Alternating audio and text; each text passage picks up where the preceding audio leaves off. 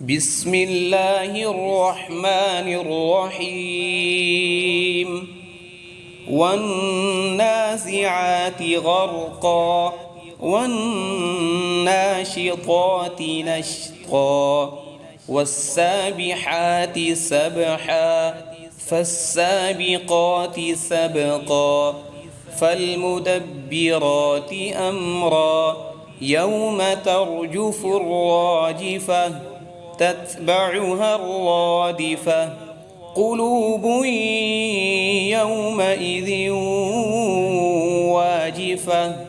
أبصارها خاشعة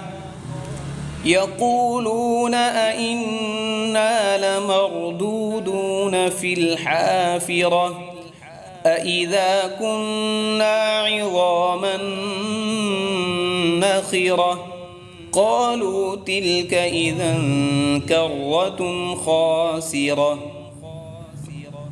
فإنما هي زجرة واحدة فإذا هم بالساهرة هل أتاك حديث موسى إذ ناداه ربه بالواد المقدس طوى اذهب إلى فرعون إنه طغى فقل هل لك إلى أن تزكى وأهديك إلى ربك فتخشى فأراه الآية الكبرى فكذب وعصى ثم أدبر يسعى فحشر فنادى فقال أنا ربكم الأعلى فأخذه الله نكال الآخرة والأولى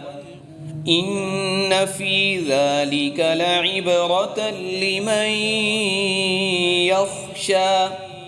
أأنتم أشد خلقا أم السماء بناها رفع سمكها فسواها وأغطش ليلها وأخرج ضحاها والأرض بعد ذلك دحاها أخرج منها ماءها ومرعاها والجبال أرساها متاعا لكم ولأنعامكم فإذا جاءت الطامة الكبرى يوم يتذكر الإنسان ما سعى وبرزت الجحيم لمن يرى فأما من طغى وآثر الحياة الدنيا فإن الجحيم هي المأوى وأما من خاف مقام ربه ونهى النفس عن الهوى